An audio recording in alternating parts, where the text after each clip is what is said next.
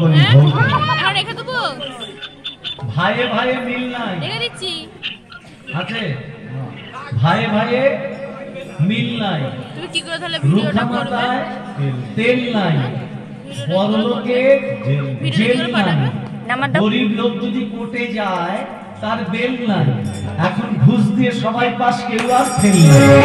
Hare Krishna.